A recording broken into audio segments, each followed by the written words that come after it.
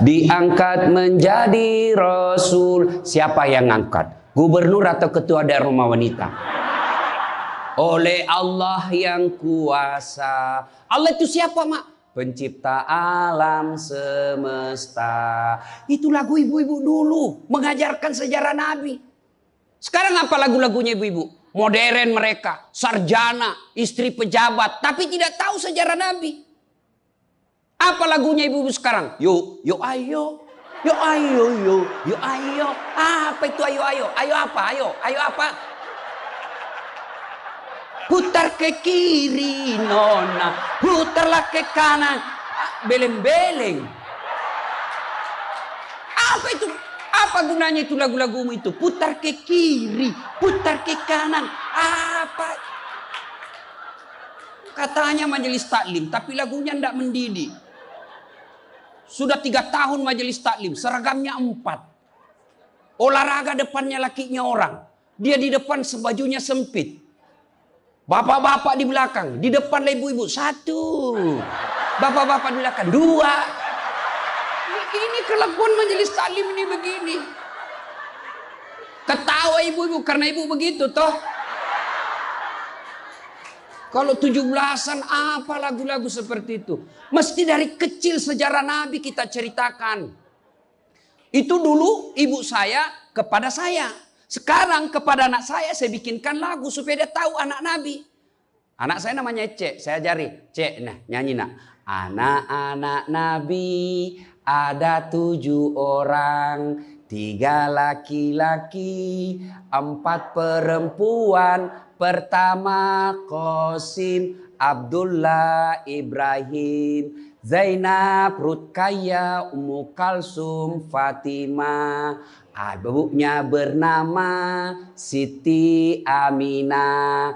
Ayahnya bernama Abdullah. Kakeknya bernama Abdul Muthalib. Pamannya bernama Abu Thalib. Ibu baru tahu toh 7 anak Nabi? Ya. Berapa laki-laki? 3. Berapa perempuan? Anak pertama? Qasim. Coba. Ini dari sini kita tahu lagu. Maka ibu harus pandai-pandai mendidik anak. Memperkenalkan sejarah Nabi. Supaya mereka cinta kepada Nabi. Maka ini tujuannya maulid. Bukan kita mau bidah-bidah. Sekarang ada juga baru belajar agama 2 bulan. Itu pun melalui YouTube. Seolah-olah dialah menjadi panitia hari kiamat. Ini maulid bid'ah. Tidak ada pada zaman Nabi. Tidak ada pada zaman sahabat. Pada tabi'in, tidak ada semua itu. Saya bilang, bos, memang tidak ada pada zaman Nabi. Tidak ada pada zaman sahabat. Kenapa? Mereka hidup sesama dengan Nabi. Mereka lihat Nabi. Segar ikatan mereka soal Nabi. Mereka tahu sejarah Nabi. Jadi tidak perlu dituturkan. Sekarang kita sudah 1400 tahun yang lalu. Banyak umat Islam. La ilaha illallah. Muhammad Rasulullah. Tapi dia tidak tahu siapa anaknya Nabi. Maka perlu kembali diingatkan. Jadi kalau orang mau maulid, hargai. Jangan malah dibilang sesat. Masuk neraka. Nenekmu punya neraka. Yang paling enak, yang tidak mau maulid silahkan. Tidak usah. Yang maulid silahkan. Yang maulid ini jangan kau tuduh mereka sesat. Ayo kita saling memuliakan, menghargai sesama muslim. Ya, ini 1 maulid. Yang kedua, ibu-ibu, bagaimana kita maulid ini bisa menjadi bawa pulang, diamalkan. Apa yang diamalkan? Ayo kita sejarah kisah-kisah Nabi saja dulu. Ya, paling gampang sudah. Berapa istri Nabi? Berapa? Ini bu biar tahu, enggak mau duga dia jawab ini. Berapa? 11. Coba lihat. Istri pertama namanya Khadijah. Tua berapa tahun? 15 tahun lebih senior dari Nabi. Sebelum menikah dengan Nabi, beliau paling kaya di Mekah. Paling kaya di Mekah. Menikah dengan siapa? Muhammad bin Abdullah. Pegawainya waktu itu, karyawannya. Lalu Khadijah selalu cerita-cerita kelebihan Muhammad kepada asistennya. Namanya Nafisah. asistennya. Dia selalu cerita, ini Muhammad baik, jujur, kinerjanya bagus, disiplin, sopan ngomong, nguntung juga baik. Nafisa paham. Oh, bunda ini senang sama Nabi Muhammad. Waktu itu belum jadi Nabi. Akhirnya apa? Nafisa jadi tim sukses. Tapi bukan tim sukses pilkada.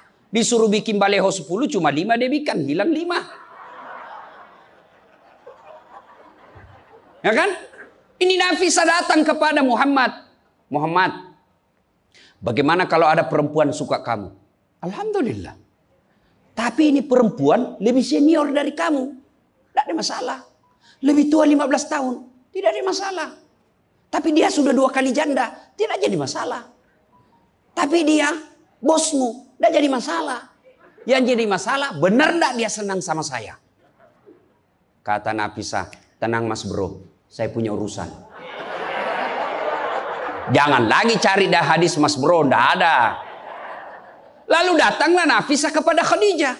Bunda, bagaimana menurut bunda kalau ada laki-laki senang bunda? Alhamdulillah, terbuka jodoh. Tapi ini lebih muda dari bunda. Tidak jadi masalah. Lebih muda 15 tahun. Tidak jadi masalah.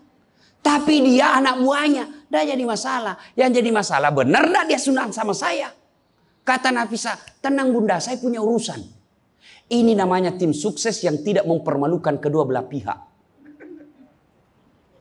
Coba kalau Nafisa mau memanfaatkan situasi. Maka dia datang kepada Muhammad. Muhammad, dia suka kok bos. Tenang aja, ambil semua hartanya. Dia terlalu senang sama kamu. Nafisa kan tidak. Berarti ibu-ibu jaga perasaan orang. Jaga harga diri orang. Jangan permalukan orang. Meskipun ibu tahu ada aib dalam dirinya. Ini penyakitnya ibu-ibu. Apa? Tukang gosip. Ini. Duduk-duduk begini, damai tapi gersang. Oh, coba lihat siapa duluan pulang, dia jadi dibicarain. Jadi gini Pak Gubernur itu dia duduk-duduk itu. Dia enggak cerita tapi apa? Dia mulutnya enggak ngomong tapi bibirnya dong. Memang fitrahnya. Apa begitu orang sini? Bukan cuma di sini. Orang Amerika juga tukang gosip perempuannya. Fitrahnya. Maka Nabi katakan kalau perempuan mau selamat, jaga mulutnya, aman dia masuk surga. Cuma kan gampang sekali kita gosip. Lewat teman kita. Apa? Nggak serasi kudungnya sama roknya. Dia bilang iya. Lipstiknya palsu. Kenapa kau tahu? Melengket di giginya. Semua mau diurus. Iya kan? Ini penyakit kita. Semua mau diurus. Ustadz aja dia gosip. Itu juga bajunya waktu di YouTube. Saya dengar tadi dilewat tadi saya dengar. Itu juga bajunya waktu di YouTube. Astagfirullah. Inilah penyakit ibu-ibu. Ibu. Mau gampang masuk surga? Ketika Nabi Isra Mi'raj kan dibawa jalan-jalan masuk surga. Subhanallah. Alhamdulillah. Banyak perempuan dalam surga. Begitu Nabi dibawa lihat neraka. Nauzubillah min zalik. Ya Allah ampuni hambamu. Ya Allah ampuni umatku. Ya Allah. Kenapa? Perempuan ternyata lebih banyak dalam neraka. Ditanya kenapa bisa begitu? Ada 2 kelemahan perempuan. 1, tidak mampu menjaga suaminya. Tidak mampu mengurus suaminya. Dan yang kedua tidak mampu menjaga lisannya. Jadi kalau ibu mampu menjaga lisan, aman. Itulah gunanya masker. Supaya ibu semua mau diurusin. Iya kan penyakit kita. Ya, Bu. Maka bertanyalah ibu-ibu di Makassar. Ustadz yang saya cerita ini kan benar. Memang begitu sifatnya Ustadz. Itulah benarnya namanya ghibah. Tidak boleh kita cerita kejelekan orang. Kalau dia salah yang ibu cerita namanya fitnah. Tidak ada jalan. Ayuhibbu ahadukum kata Allah. Sukakah kamu memakan bangkai sesamamu manusia? Maka berhenti cerita kejelekan orang. Jadi gimana solusinya Ustaz? Ketika datang orang cerita. Bu katanya Nauzubillah min zalik. Kita berlindung kepada Allah dari keburukan itu, Bu. Belum tentu suami kita lebih baik dari dia. Berhenti itu. Cuma kan enggak kita. Yang memang enggak tahu persoalan. Biar enggak tahu persoalan. Ikut campur. Ibu kalau suka ikut campur bikin urusannya ibu, nanti takdirnya seperti tauge. Tahu tauge? Tahu tauge? Coba lihat tauge, Bu. Kita bikin soto Banjar, ada. Pecel, sayur, lemper, ada. Ada tuh kalau di Makassar ada lemper. Ayo, maka karena dia selalu ikut campur, Allah takdirkan semua tauge bengkok. Dah ada lurus toh? Maka kalau ada ibu-ibu majelis begini kumpul, teriaki saja, pagi-pagi toge nih ya. Ini penyakit perempuan. Maka ini gunanya kita peringati maulid supaya ibu-ibu pulang berhenti cerita kejelekan orang. Tidak ada gunanya, menghabiskan amal-amal kita. Nabi pernah kumpul para sahabat dan bertanya, "Atadruna manil muflis?" Saudara-saudara sekalian, kau tahu siapa yang bangkrut nanti di akhirat? Mereka tidak sholat ya Rasul, dia sholat. Yang tidak puasa ya Rasul, dia puasa. Yang tidak haji ya Rasul, dia haji. Yang tidak bayar zakat ya Rasul, dia zakat sedekah. Kalau begitu siapa yang bangkrut ya Rasul? Jarusu wa khati'ur rahim. Tetangga yang jahat sama tetangganya dan yang suka memutuskan tali persaudaraan. Dan salah satu jahat sama tetangga dan memutuskan tali persaudaraan adalah mereka suka menceritakan kejelekan orang. Adakah orang yang senang dicerita kejelekannya? Ada? Ada? Ada, Ibu? Lalu untuk apa kita cerita orang? Rajin betul istrinya majelis taklim. Baik betul itu istrinya, tapi kasihan suaminya selingkuh kiri kanan. Lalu apa untungnya Ibu cerita? Ibu? Hei. Hei. Satu, pulang pengajian, tinggalkan gosip. Dua, Rasulullah setelah menikah dengan Khadijah, usia 40 tahun, Nabi dilantik menjadi Rasul. Pulanglah beliau, 3 hari 3 malam di atas Gua Hira. Pulang menggigil. Dia ketuk pintu. Masuklah Nabi, kedinginan. Lalu Nabi berkata, istriku selimuti saya kedinginan. Kira-kira kalau ibu-ibu, apa jawaban ibu? 3 hari 3 malam suami tidak ada kabar. Di WhatsApp tidak dibaca. Di telepon di reject. Tiba-tiba datang kedinginan, Bu. Selimuti saya, Bu. Apa jawaban ibu? Apa ibu selimuti? Enggak, diinterogasinya suaminya. Mana HP-mu? Dari mana kau ini kedinginan? Iya toh? Tapi Khadijah tidak. Khadijah tidak pernah sangka buruk kepada suaminya. Apa kata Khadijah? Sami'na wa ata'na. Hikmah yang kedua buat ibu-ibu, sangka baiklah kepada suami. Demi Allah, tidak ada kebahagiaan rumah tangga yang dipenuhi dengan sangka buruk. Ibu mau bahagia dengan suami? Mau? Hilangkan sakwa sangka, hilangkan sangka buruk. Telepon suami tidak dijawab pagi-pagi, sangka baik. Oh, berarti suami saya lagi sholat duha.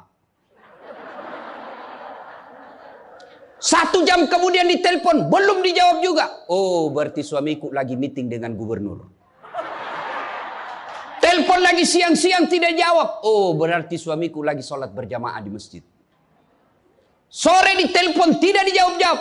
Oh, berarti suamiku dia lupa handphonenya. Tiba-tiba sore masuk WhatsApp teman kita. Saya lihat suamimu bonceng cewek, cantik betul. Oh, berarti suami saya lagi nge-grab. Tenang perasaan. Ibu-ibu, demi Allah, tidak ada kebahagiaan orang yang selalu sangka buruk. Suami enak-enak kerja, hanya tidak dijawab telepon, ibu tidak bisa tenang di rumah. Sangka baik.